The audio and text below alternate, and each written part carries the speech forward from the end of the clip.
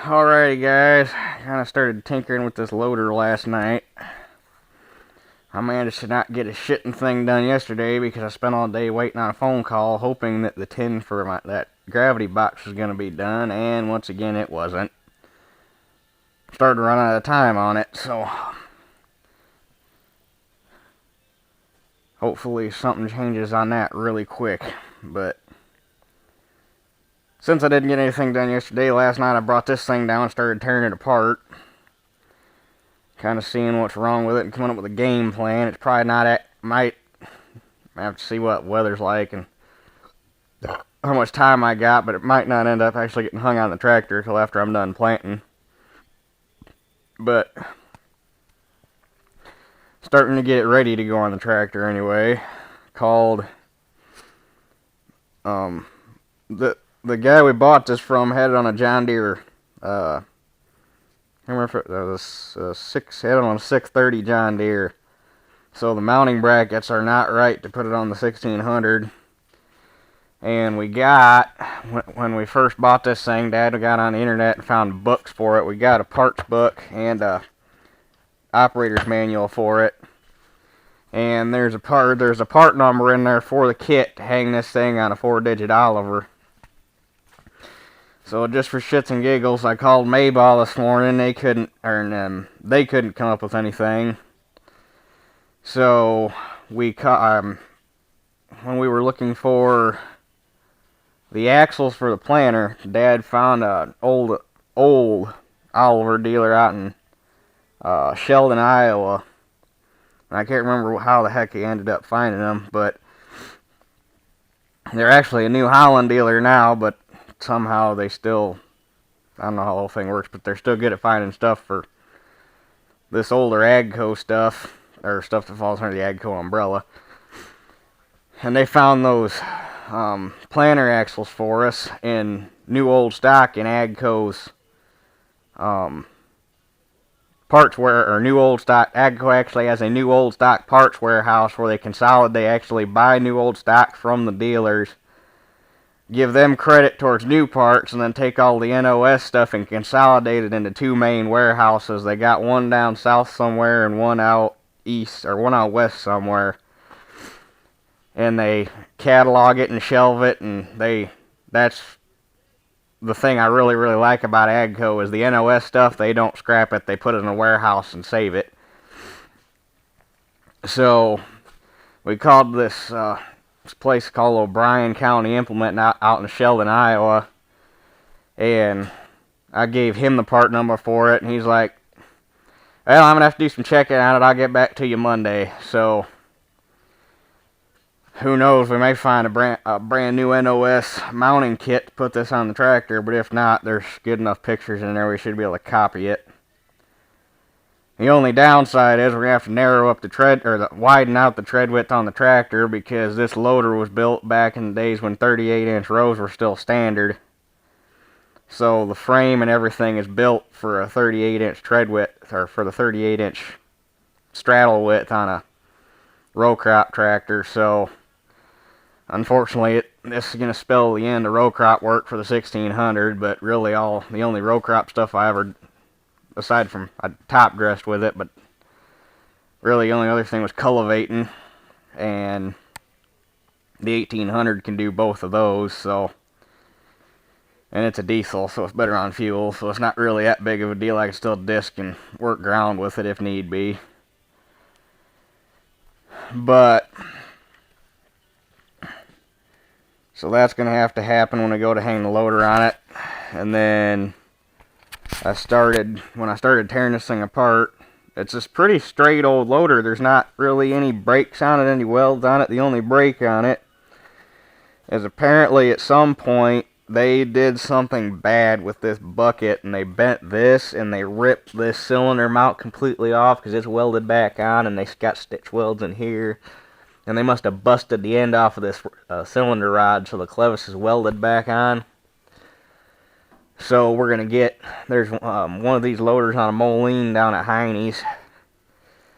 We're going to go down there. I don't know if Dad wants to go tomorrow or not, but we're going to go see if it's got the right cylinders on it, because they used two different ones. They used a 1003 and a 1002. New Holland built their own cylinders. So he's actually got New Idea. Did I just say New Holland?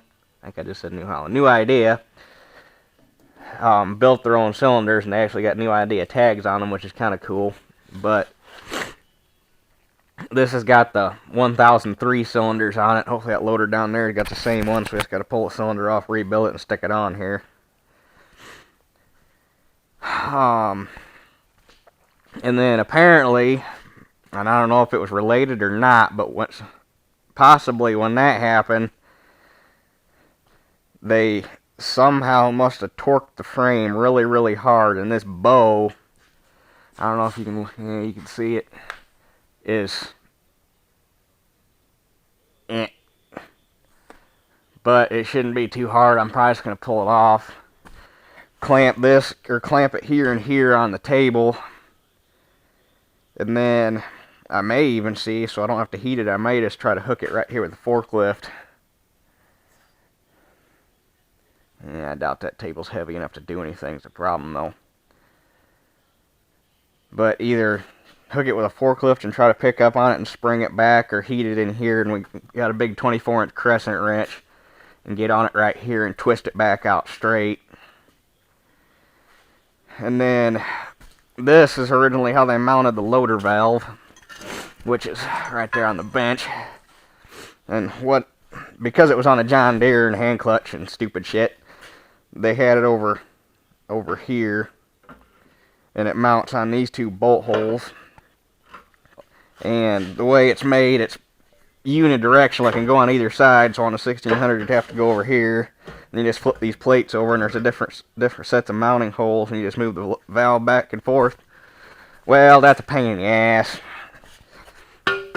Plus, apparently, whatever did the bending on that screwed this thing, and actually at some point ripped it completely off the loader frame and welded this plate on here. So we're probably not going to end up using that, and we're probably not even going to end up using that valve because we'd like to put a joystick on it. So we're going to have to see where this thing fits on the tractor, and we're probably going to make a standoff off of this arm right here that comes up with a joystick over here. And then we're going to make a plate with bulkhead fittings that mounts on the arm right here with quick couplers on it, so that we can bring the hoses off the loader down to here, so that if we ever want to take the loader off, we can just leave the frame on the tractor, and the valve and everything stays with the tractor, and the loader just comes off. And because that's how we're doing it, we are going to take this set of lines off of this side. I'm going to cut these tabs off right here and here, and do some measuring to figure out where they need to be, and it should, the way we already did some rough estimating, it should work. We're going to take these tabs off, weld them back over here, and take this line set and flip it over, so that all the lines are running down this boom to clean up the hydraulic, or to clean up the hydraulic circuit, because the way they had it before, the valve was over here. They had one set of lines running here, and then they had another set of lines that ran up over here and then came over here and hooked in, which just makes a mess of everything. But back then too, they never really figured on, well, they probably figured on taking it off the tractor, because they did have a storage stand option for it, but apparently you had to take the hoses and everything with it, and I don't know how they don't show that, but we want it to be somewhat quick attach, so that's how we're going to do the hydraulics. And then the manure bucket's going, Dad wants to scrap it. I think I want to keep it and hook it, or make a 3-point bracket for it, so we can use it for picking rocks, just hang it on the tractor and throw rocks in it instead of having to drag a wagon around, because normally I pick rocks after the crop's already come up, because I don't got time to do it before I plant. So that'd be better than the wagons. That's probably what's going to be the fate of the bucket. And then Dad found a 4-in-1 bucket that he wants to get for it, so eventually we're going to plumb up an auxiliary down that side of the boom too and put a 4-in-1 bucket on it. That way we don't gotta screw with getting a quick attach plate and having a dirt bucket and a grapple and whatever. We can just do it all with one bucket. So, and then the other thing I gotta get done is I'm gonna pull the cylinders, or at least 2 cylinders off. Probably I'll just take them off that side or something, get them pulled apart and get all the seals out of them so Dad can get seal kits coming for it so we can get the cylinders rebuilt before we put it on the tractor too.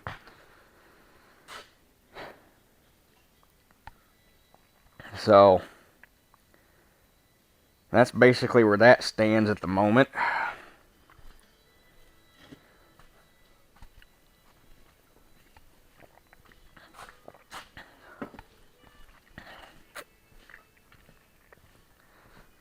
And I'm really hoping that O'Brien comes up with something on that mounting kit, 'cause it'd be sweet just to be able to bolt all the brackets on the tractor and slap the loader frame on it.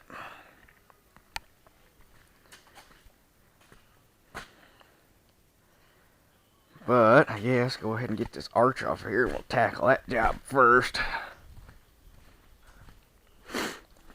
Let's throw this down here for now.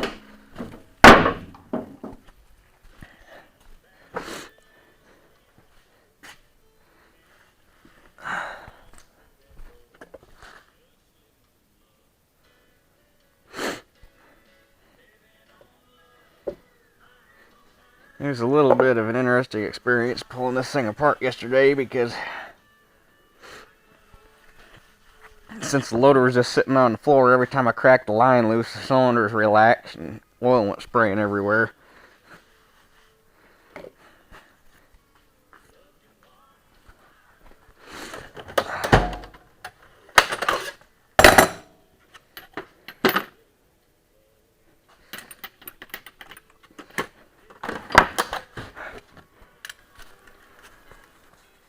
Alright, well, that ought to illustrate how bad it is for you right there.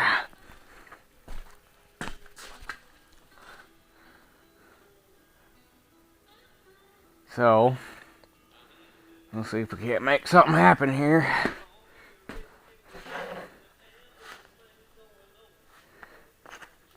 Unfortunately, not knowing what they did to bend it, it's hard to replicate it backwards to undo what they did, so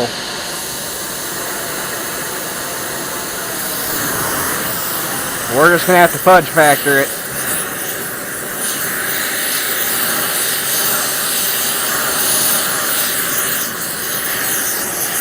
I'm hoping to be able to do this without getting it red hot. We'll see.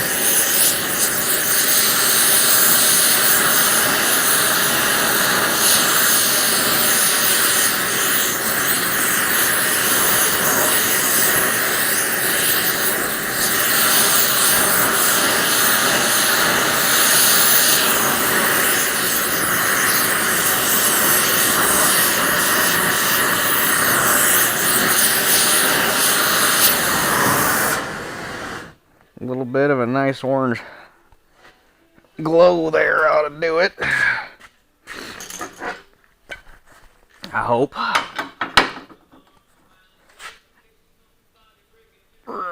Son of a Buick. Red hot might be what has to happen, because I'm picking the table up.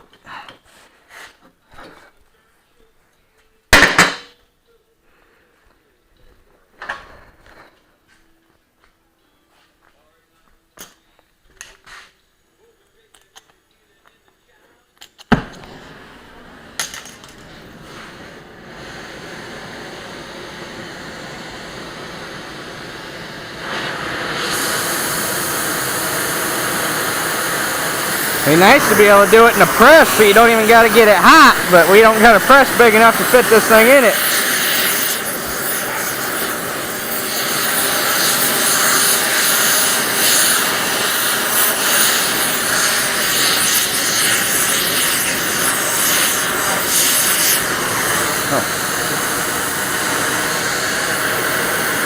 I bet it.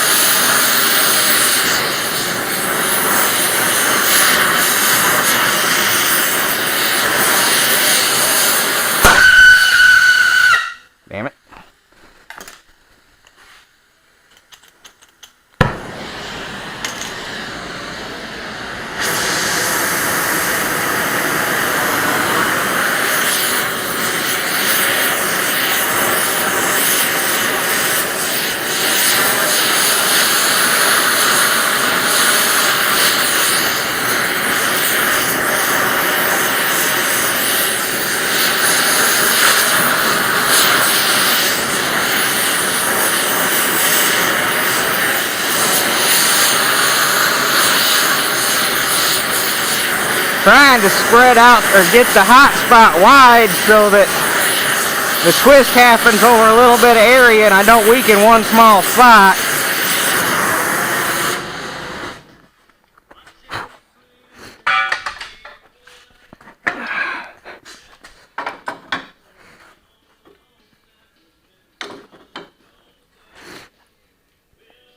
Oh, there we go.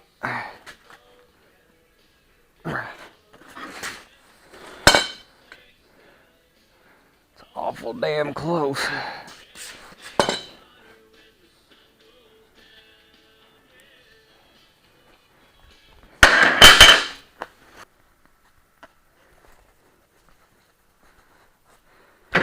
Well, who'd have thunk it? I'd have got it within fudge factor distance in one pull.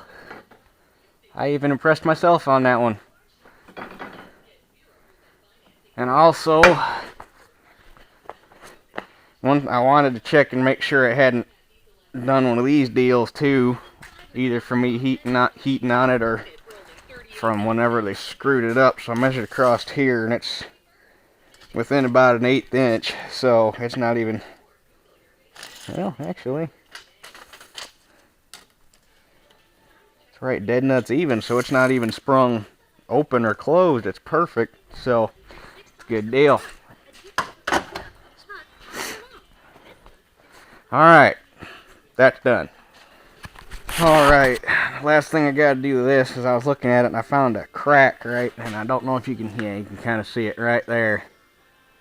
There's a crack. So I took a die grinder with a burr on it, which I did do a video of because this thing throws some hellacious chips. But a die grinder with a burr and just gouged it to give me some more surface area to weld to. So weld that up real quick. And the other thing I gotta do is, apparently they ran this thing with the bolts loose in it at some point, or it could have happened when the carnage happened that twisted the thing all to hell.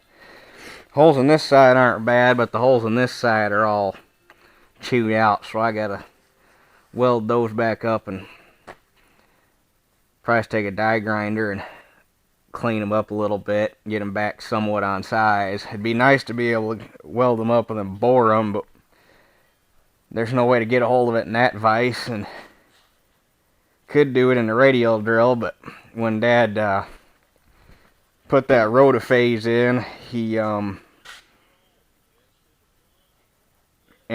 got the circuit rewired. He never got it rewired up to run this thing again.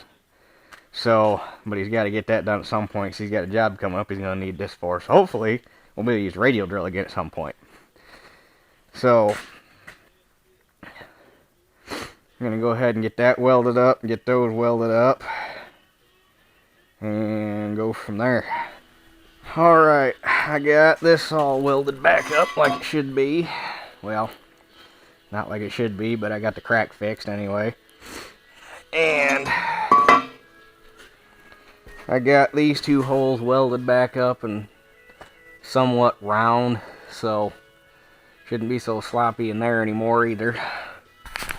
So now my next step is going to be, I gotta go get the forklift and pick the arms back up so I can set or pin them back to the frame so I can start working on them lines.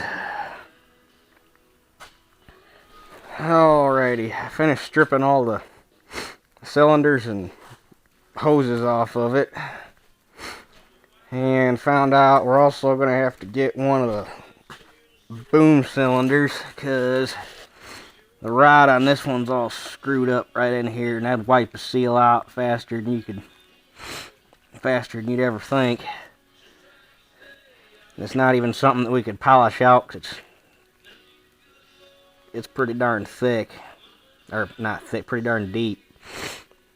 So hopefully that loader down there at the junkyard's got the same cylinders on it, because they had two styles of these.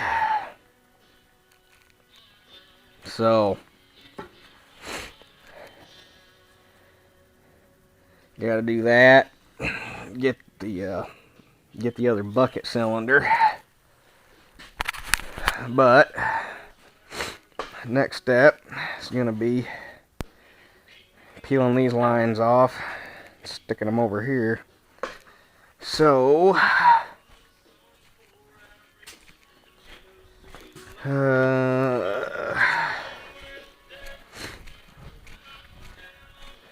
they already did half the job for me because at some point they ripped the lines out of these holders. So I just got to get them out of these two.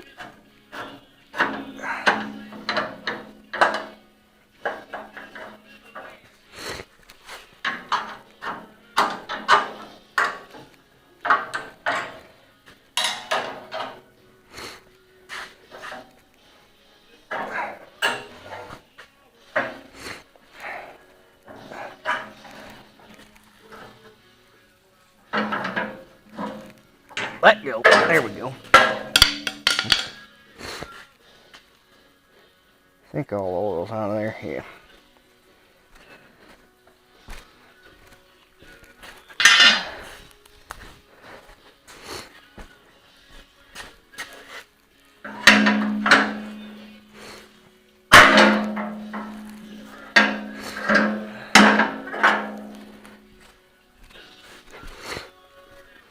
You gotta remember bottom top.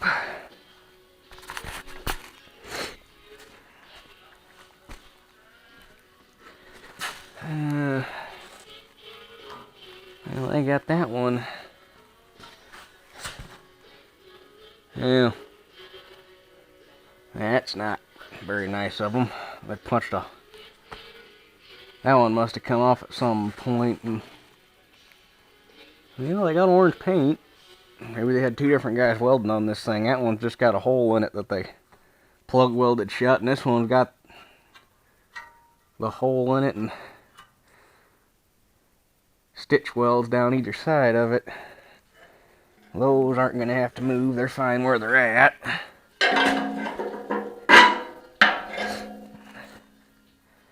Except for trying to get them straightened back out. There we go.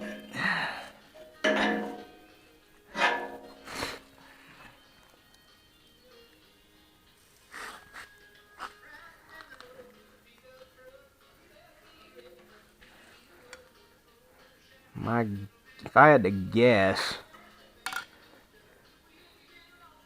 these, they probably had the lines laid in here and they were just bent up and in like that.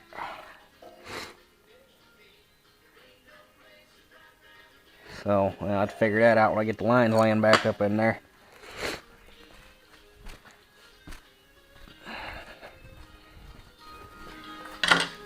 Okay, I took cut-off wheel on the 4-inch grinder and buzzed those stitch welds off real quick. And before I get too much carnage going trying to get them plug welds out, we're going to try something here. Aha! Yeah.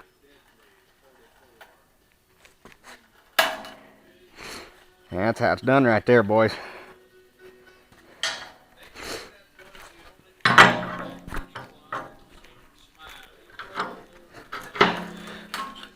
Hell, that one wasn't even doing anything. There. That part's done. Okay, I got them clamps set up where I want them on the other side of the boom, so I can get them welded on there. What I did was I took them and I drilled the plug weld back out of them, so I'm just going to plug weld them on. Hopefully I can see what I'm doing here.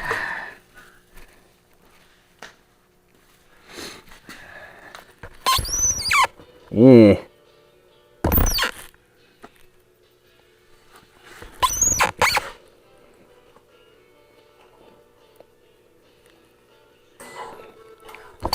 Shitty ground.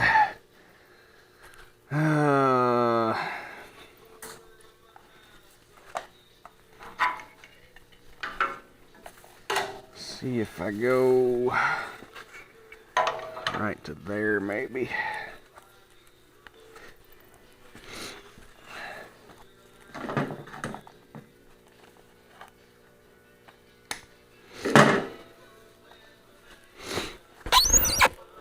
Please, please, please ground. Yep, they're good.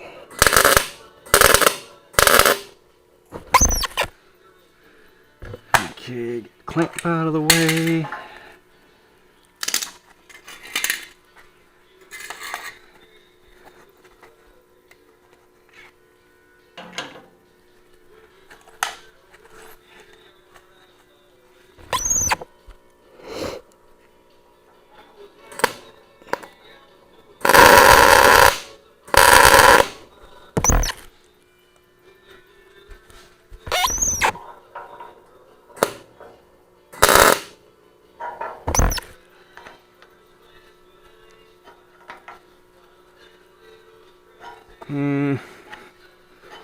Just to be on the safe side.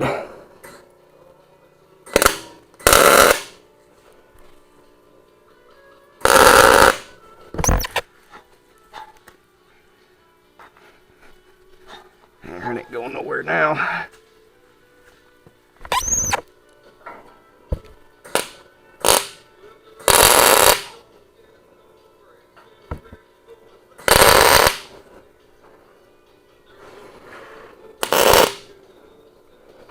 Damn it.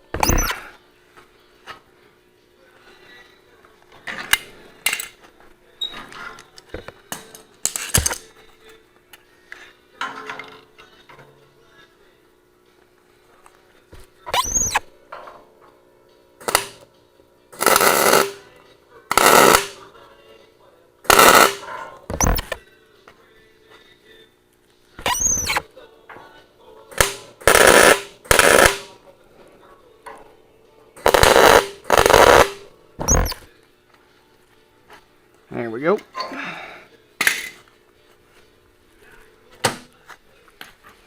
Okay, restart putting lines back on. Had to take this one apart.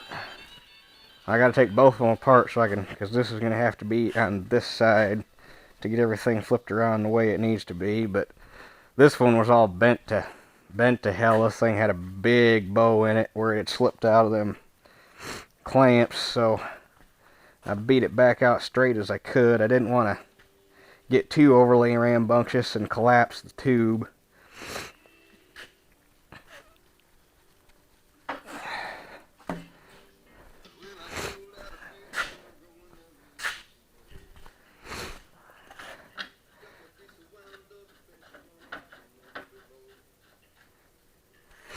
that's going to go on there like that. This one need it facing up. So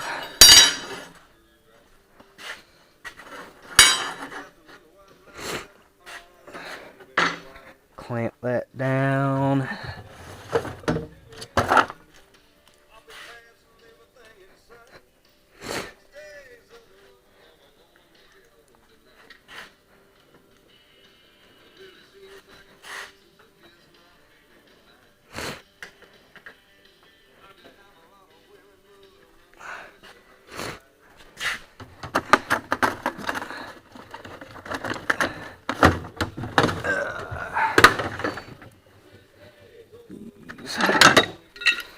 A good pipe wrench. Met before Ridgid was a Chinese company.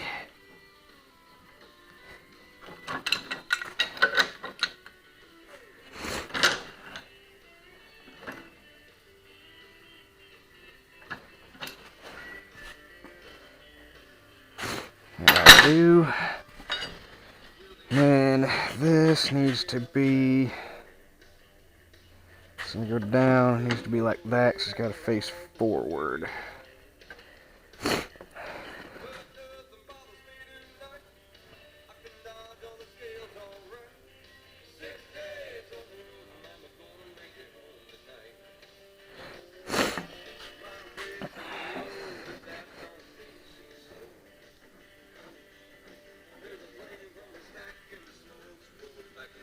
Yeah, come on, start, damn it. Still a little bit of a wow in it, because I couldn't. This bend is right here next to the thread. and there's no good way to work on it without hurting it. You get close to or get close enough to the end of the tube, and it gets real easy to collapse it.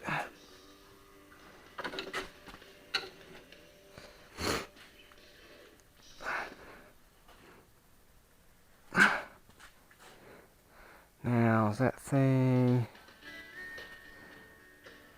Wait. It's right in line, so I actually need to back it off just a hair.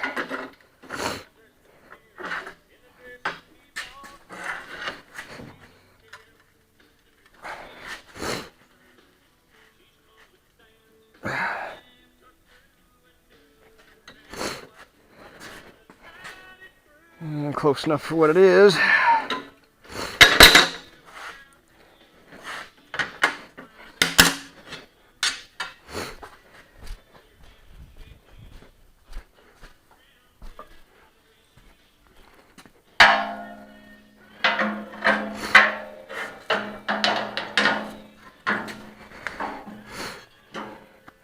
Huh, that sucks. Looks like I'm gonna have to move that clamp in.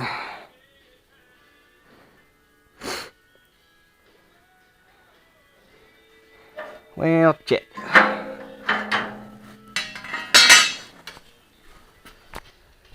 Okay, I got them lines on there. All I had to do was pop this clamp off and move it over 2 inches. Or 3 inches, whatever the heck it was from there to there. And it came out perfect. Everything else lined up the way it should, where it should have been. The only thing I have to see when we go to put it back together, I may have to do some tweaking on this line to get so it's not rubbing on that pin. But that's no big deal. So the last thing I gotta do is take these lines off real quick and get that hinky out of them. So they're supposed to be straight. These are supposed to be there to kick them out past here, but this bend's not supposed to be there.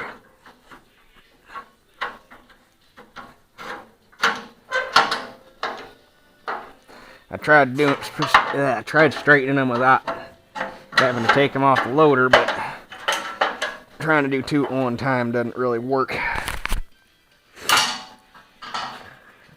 Actually, I may see if I can do this without actually having to take it all the way off the loader. Here, that'll just be easier if I take it all the way off. Ain't nothing to it.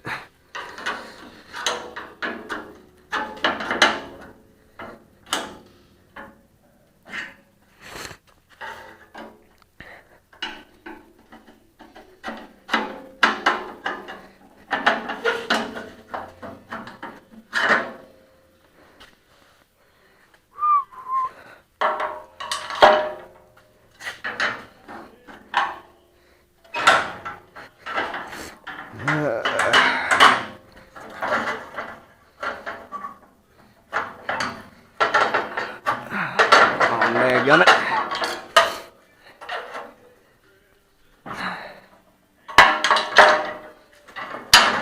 There we go.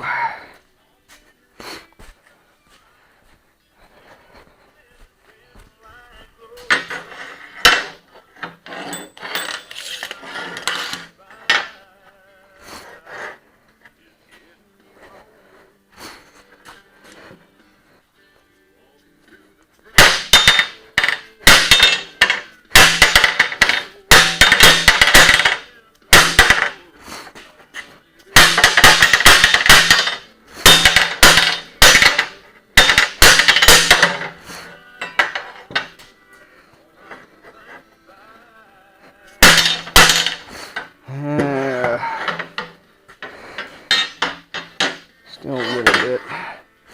You have to over bend it a little.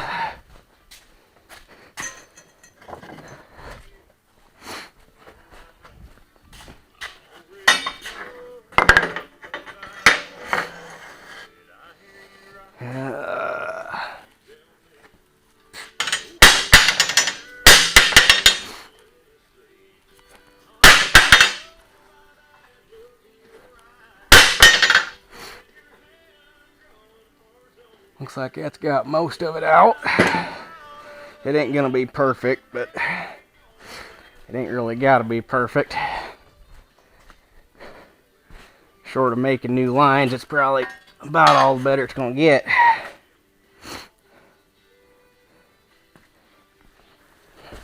Well, all lines are on there and semi-straight. So that part's done. So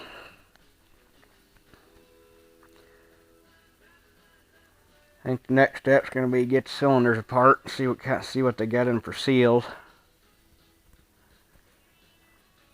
Get those together, and then Dad can go up and get seals, and he'll probably, because I'm not going to be back home for 2 weeks because I'm going to an auction next weekend down there at school. So Dad may get the cylinders rebuilt while I'm gone. I don't know.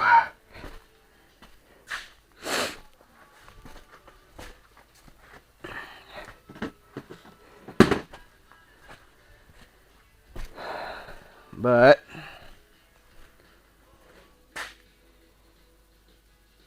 I think that's about it for now. So